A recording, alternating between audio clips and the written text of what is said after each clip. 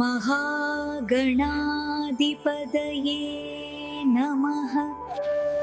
Malaysia திருநாட்டில் Krishna கோயில் இது பழமை வாய்ந்த ஒரு கிருஷ்ண கோயிலாகும். இந்த கோயிலை 1883 அதாவது 1883 ஒரு வெள்ளி வசூல் பண்ணி ஒரு சிறிய கோயிலாக ஆரம்பித்தது. அது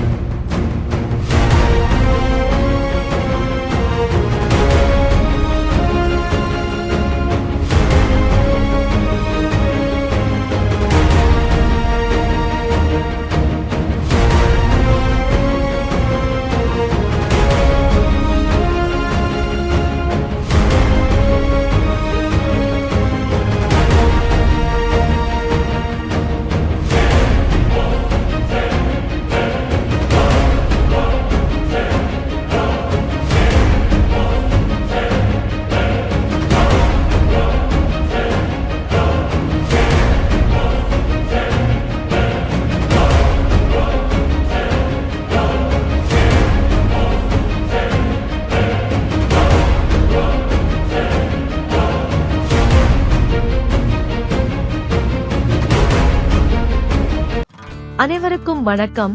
தாயா மீடியா சேனலுக்கு மீண்டும் வரவேற்கிறோம். இன்று நாம் மற்றொரு அற்புதமான இந்து கோயிலை ஆராயப் போகிறோம்.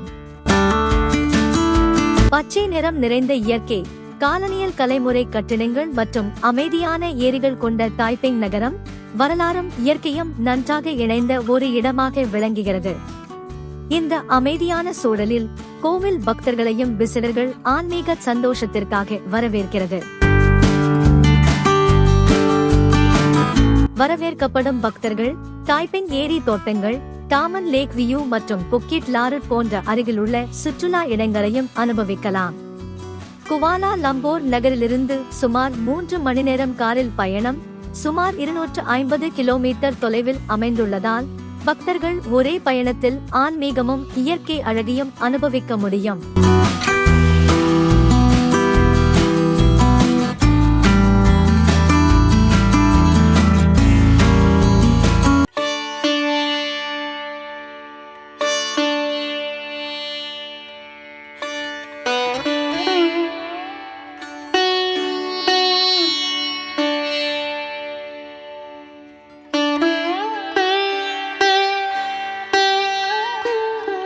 பெராக் மாநிலத்தின் கம்போங் போயான் தாய்பெங் மையத்தில் அமைந்துள்ள ஸ்ரீ நவநீத கிருஷ்ணர் சனாதன தர்மா சபா இந்த பகுதியின் பழமையான இந்து கோவில்களில் ஒன்று.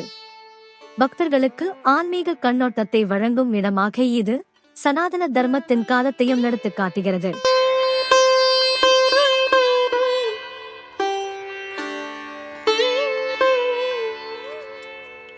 கோவிலுக்குள் நுழைந்தவுடன் புனித மந்திரங்கள் மற்றும் பூஜை நிகழ்வுகள் ஒலிக்கும்.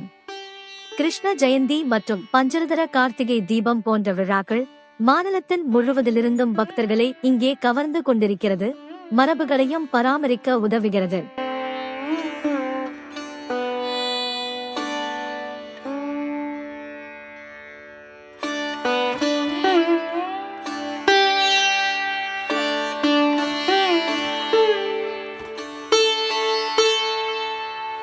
கோயிலின் முதன்மை கோபுரம் வழியாக உள்ளே நுழையும் முன்பே பக்தர்களுக்கு தரிசனமாக அரசமரத்தின் கீழ் பிரத்யேகமாக அமைந்துள்ள விநாயகர் சன்னதி கண்ணில் படுகிறது. அரசமரம் ஆன்மீக சக்தியின் அடையாளமாக கருதப்படுகிறது. அதன் கீழ் விக்கிரகமாக திகழும் விநாயகர் பக்தர்களின் தடைகளை நீக்கி கோயில் தரிசன பயணம் சிறப்பாக அமைய அருள்பாலிப்பார்.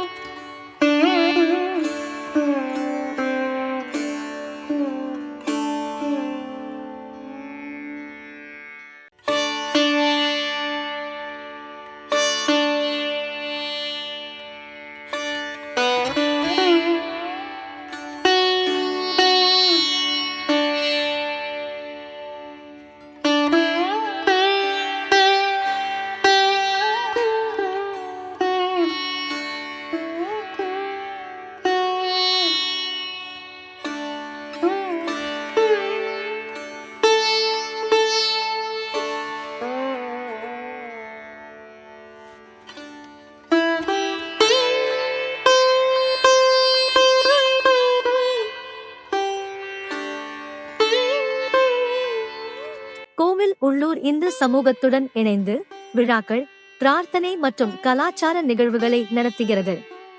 பழமையான மரபுகளையும் நவீன ஆன்மீக பயிற்சிகளையும் இணைத்து சனாதன தர்மத்தின் சாரத்தை உயிர்த்தெழுப்புகிறது.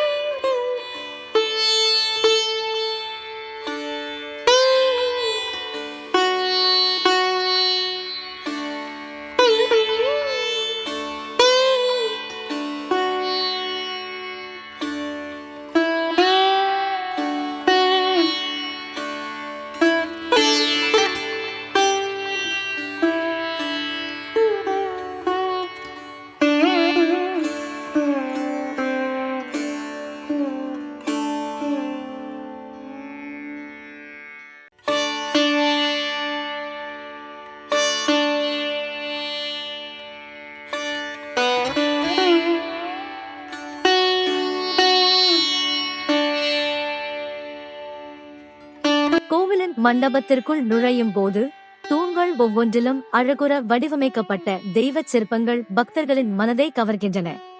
இங்கு தூண்களில் அமைந்துள்ள தசாவதார சிற்பங்கள் சாமானிய அலங்காரங்கள் அல்ல, ஒவ்வொரு அவதாரமும் பிரபஞ்சத்தின் தர்மத்தை நிலைநிறுத்த இறைவன் எடுத்த தெய்வீக வடிவங்களின் சின்னமாகவே திகழ்கின்றன.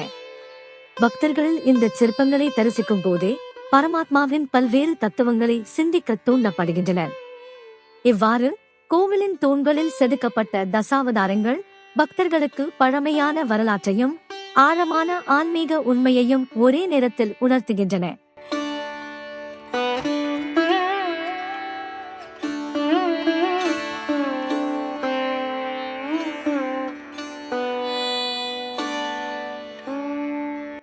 இங்கு காட்சியளிப்பது திருமால் அவதரித்த 10 அவதாரங்களில் முதன்மையான மத்ஸ்ய அவதாரம்.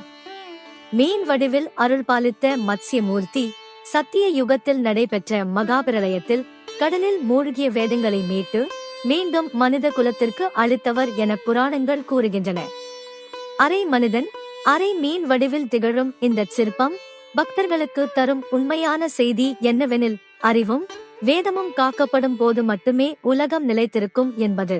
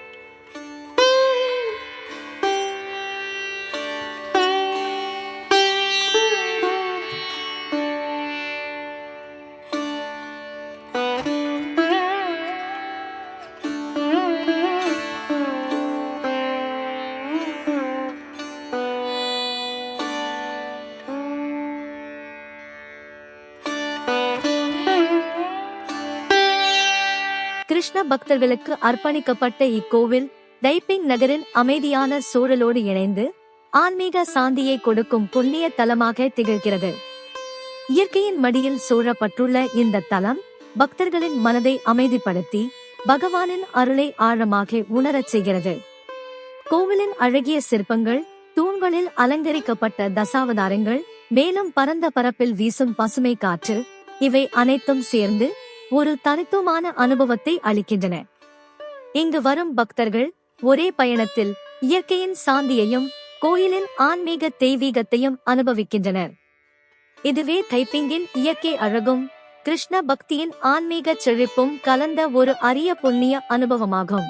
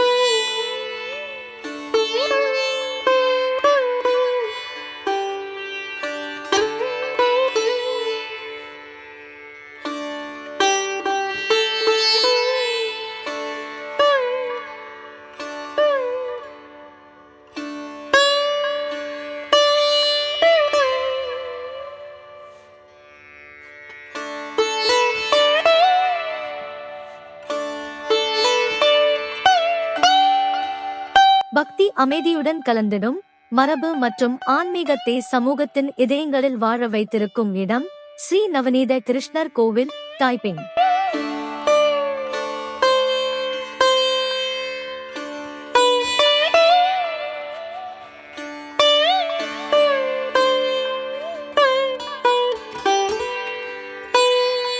ஹர நம பார்வதே நமஹா, நமோ நாராயண நமஹா, கோவிந்தாய நமஹா. காலை வணக்கம். இன்று எல்லா பொழுது நல்ல பொழுதாக எல்லாத்துக்கும் நன்றி வணக்கம். இது கிழக்கு திசையிலே சுவாமி முகத்தில் இருக்காங்க. இவரோட வரலாறுலாம் நீங்கள் எல்லாமே படித்து பார்த்துருப்பீங்க. இவர் எப்படி பிறந்தார், எப்படி வளர்ந்தார், எப்படி எந்த இடத்துல இருக்கார் அப்படின்னு ஊர்லேயே இந்தியாவிலே இருக்காங்க. இதெல்லாம் நீங்கள் புக்கில் எல்லாம் படிச்சிருப்பீங்க. நம்மளோட தமிழோட கலாச்சாரம், இந்த நம்மளோட மதத்தில் நீங்கள் வழிபாடு செய்யுங்க. கோயில் மக்கள் வளர்ச்சி மக்கள் வச்சு தான் அந்த கோயில். மக்கள் இல்லாட்டா அந்த கோயில் வளர்ச்சி கொண்டு வர முடியாது. அதனால் குருக்குல அவர் அவரோட பூஜைகள் கரெக்டாக முறையாக நாங்கள் அந்த பணியை செஞ்சுக்கிட்டு இருக்கோம். இந்த கிருஷ்ணரை பற்றி உங்களுக்கு எல்லாமே தெரிஞ்சிருப்பீங்க, எல்லாமே உங்களுக்கு வழிபாடு தெரியும். புஸ்தகத்தில் படிச்சிருப்பீங்க, எப்படி வளர்ந்தாரு பிறந்தாரு கொண்டெல்லாம் இந்தியாவில் இருக்குது. அதனால் இந்த கோயில் பல வருஷங்கள் ஆண்டுகள் முறையாக இருக்குது. காலை இத்தனை மணிக்கு பூஜை 5 மணிக்கு ஸ்டார்டிங் பண்ணி காலை 11 மணி வரை இருக்கும். 11 மணிக்கு கோயில் நடை சாத்திரும். திருப்பி 4:45க்கு அபிஷேகம் நடத்துவாங்க. நடத்தி முடித்தோடனே 6:30க்கு பூஜை. இரவு 9 மணிக்கு கோயில் நடை சாத்தப்படும். ரெண்டாவது இந்த கோயில் வழக்கம் போல நடந்துக்கிட்டு இருக்குது. 2025 கோயில் பாலஸ்தலம் பண்ணிடுவாங்க. 2026 கும்பாபிஷேகம். அதாவது ஒரு கும்பாபிஷேகம் நடக்கணும்னா 12 வருஷத்துக்கு பின்னாடி தான் ஒரு கும்பாபிஷேகமே. அதனால் 2026 கும்பாபிஷேகம் கண்டிப்பாக நடக்கும். இன்னும் சரியான முறையை அது இதை எங்களுக்கு நோட்டீஸ் கொடுக்கல. ஆனால் கண்டிப்பாக 2026 கும்பாபிஷேகம் நடக்கும். ஹரி ஓம் நமோ நாராயண. அனைவருக்கும் காலை வணக்கம். நான் ஸ்ரீ நவநீத கிருஷ்ண சனாதன தர்மா சபா தைப்பிங் என்ற திருக்கோயிலிருந்து செயலாளராக பேசுகிறேன். அன்பர்களே, இந்த கோயில் சிறப்புமிக்க ஒரு கோயிலாகும். அது மலேசியா திருநாட்டில் கிருஷ்ண கோயில். இது பழமை வாய்ந்த ஒரு கிருஷ்ண கோயிலாகும். இந்த கோயிலை 1883 அதாவது 1883 ஒரு சிறிய கோயிலாக அப்போது மலையாவுக்கு வரவழைக்கப்பட்ட தமிழர்களால் உருவாக்கப்பட்ட ஒரு சின்ன ஆலயம். பிறகு இந்த கோயில் 1950 7வது மாதம் ஜூலை அன்று பதிவு பெற்று கும்பாபிஷேகம் சிறப்பாக நடைபெற்றது. அது முடிந்து எனக்கு தெரிந்து நான் 2017 தான் அந்த கோயிலுக்கு புதிதாக சேர்ந்தேன். ஆகையால் எனக்கு தெரிந்து இந்த 2வது கும்பாபிஷேகம் 2014 நடந்தது. அடுத்த கும்பாபிஷேகம் வரும் 2026 நடக்கவிருக்கிறது. அதற்கான ஏற்பாடுகள் நடந்து கொண்டிருக்கிறது. கோயில் அதிகாரப்பூர்வமாக பதிவு செய்தனால 7வது மாதம் ஜூலை 7ஆம் தேதி 7வது மாதம் 1950 பதிவு பெற்றது. இப்போது இந்த கோயில் ஆலயத்தில் ஒரு 250 அங்கத்தினர் போல் இருக்கிறார்கள். அனைவரும் சிறப்பாக செயல்பட்டு வருகிறார்கள். இந்த கோயிலில் ஆலயத்தில் சிறப்பான பூஜை, பிரதான பூஜை ஸ்ரீ கிருஷ்ண ஜெயந்தி. அது ஒவ்வொரு ஆண்டும் ஆகஸ்ட் மாதம் அல்லது செப்டம்பர் மாதத்தில் நடைபெறவிருக்கும். மற்ற அது ஸ்ரீ ஹனுமான் ஜெயந்தி, தைப்பொங்கல், வருடப்பிறப்பு, இந்த மாதிரி தீபாவளி பூஜைகள் சிறப்பாக வைகுண்ட ஏகாதசி போன்ற பூஜைகள் சிறப்பாக நடைபெறுகின்றது. ஃப்ரம் போர்ட்வேல் டு தைப்பிங் முதல் ரயில்வே கட்டினாங்க. அப்போது அந்த தண்டவாளத்துக்காக செய்கிறதுக்காக அந்த தமிழர்கள் அங்கே முன்னுக்கு, அதாவது இடம் சரியாக தெரியல, அந்த இடத்துல கட்டினாங்க. அப்புறம் அங்கே உள்ள ஒரு பேர், எனக்கு அவர் பேர் சரியாக ஞாபகம் இல்லை, அவர் கொண்டு இன்னொரு இடத்துல வச்சு அப்புறம் இந்த இடத்துக்கு வந்தது. அந்த இங்கே இருந்து வந்தார். இங்கே ஒரு சிறிய ஆலயமாக ஒரு ரயில்வே தொழிலாளரிடம் ஒரு வெள்ளி வசூல் பண்ணி ஒரு சிறிய கோயிலாக ஆரம்பித்தது. அதோட படங்கள்லாம் இருக்குது. அந்த கோயிலோட இது சிறுசாக இருக்கும்போது எத்தனையோ வருஷமாக கும்பாபிஷேகம். இப்போ இந்த கோயில் அப்போது அந்த முன்னுக்குள்ளே தான் அந்த இதுதான் அப்படியே இருக்குது, அந்த ஸ்ட்ரக்சர் அப்படியே இருக்குது. இது தான் முன்னுக்கு இழுத்து கட்டிங்க. இது புதிய கட்டிடம், இதெல்லாம் புதிய கட்டிடம். இங்கே அது மட்டும்தான், இதெல்லாம் ஓப்பன் ஆகுது. இந்த மெயின் கோபுரம் கூட கிடையாது. 2014க்கு பிறகு தான் இவ்வளோ பெரிய ஆலயமாக மாறி இருக்கு. இப்போது முன்பை விட இப்போ பக்தர்கள் அதிகமாக வராங்க. உபயோகம் செய்கிறதுக்கும் நிறையா பேர் வராங்க, முன் வராங்க. நாங்கள் எதிர்பார்க்குறதுலாம் பெரும்பாலும் வயதானவர்கள் தான் நிறையா வராங்க. ஸோ இது இளைஞர்கள் நிறைய கிருஷ்ண பரமாத்மாவை பற்றி புரிஞ்சு கொண்டு பகவத்கீதை அதுதான் அவருக்கு நூலாகும். அதை அறிந்து கொண்டு இங்கே கிருஷ்ண ஆலயத்தில் தொண்டு செய்ய நாங்கள் வரவேற்கிறோம். இந்த கோயில் அனுமதியோட ஒரு சங்கம் முன்னுக்கு B40 பிள்ளைங்களுக்கு டியூஷன்லாம் சொல்லி கொடுக்குறாங்க. அது தனி நிர்வாகம், அது தனி இயக்கம். ஆனால் ஆலயத்தோட ஒரு அப்ரூவலில் அந்த ஃப்ரீ டியூஷன் சென்டர் நடந்துகிட்டு இருக்கு. சாயந்தரம் 7 மணிலேருந்து சாயந்தரம் 5 மணிலேருந்து 7 மணி மட்டும் உணவு கொடுக்குறாங்க. ஒவ்வொரு வெள்ளியும் வந்து பிரார்த்தனை கிளாஸ் இருக்குது. இது தற்போது நடந்துக்கிட்டு இருக்கு. இளைஞர்களே, நீங்கள் வந்து இந்த கோயிலுக்கு ஏதாச்சும் தொண்டு செய்யணுன்னா, இறைவனுக்கு ஒரு தொண்டு செய்யணுன்னா தயவு செஞ்சு முன் வந்து இறைவனுக்கு தொண்டு செய்கிறத விட இந்த பிள்ளைங்களுக்கு டியூஷனா அல்லது இறை வழிபாடு முறைகளை சொல்லிக் கொடுக்குறதா அல்லது பகவத்கீதை பற்றி கிருஷ்ண பரமாத்மா வழிபாட்டை பற்றி சொல்லிக் கொடுக்குறீங்களா வந்து நீங்கள் தாராளமாக சொல்லிக் கொடுக்கலாம். நீங்கள் எங்களோட வந்து கலந்து பேசுனீங்கன்னா நாங்கள் அதுக்குள்ள ஏற்பாடு நாங்கள் செய்வோம். அதே வேளையில் இப்போது இளைஞர்கள்லாம் திசை மாதிரி போய்கிட்டு இருக்காங்க, எதுவும் தெரியாமல்.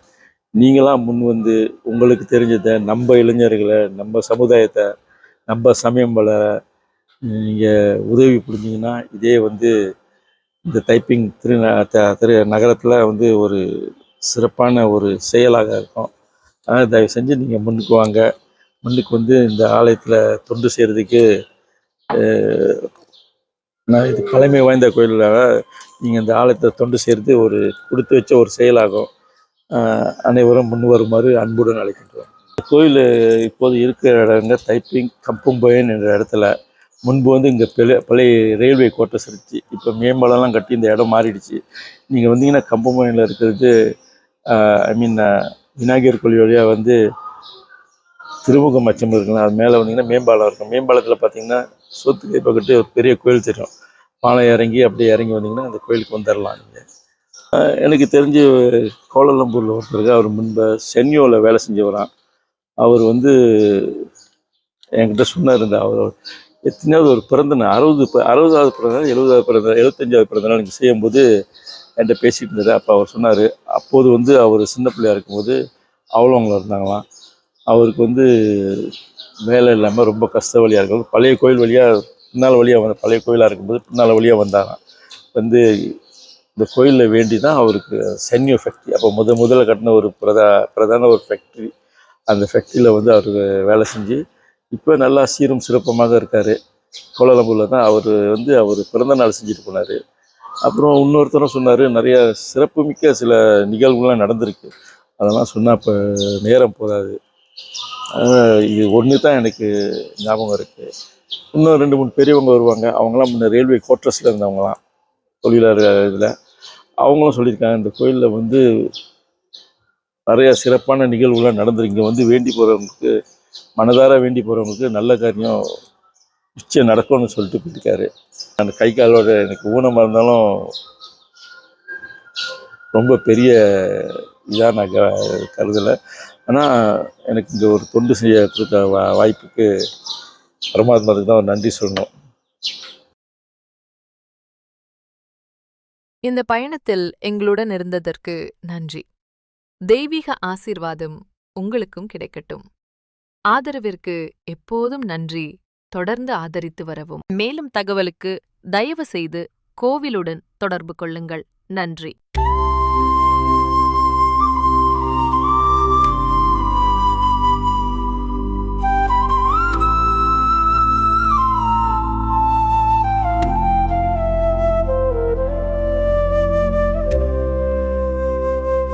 கண்ணீர் மலர்ந்தேன் கிருஷ்ணா.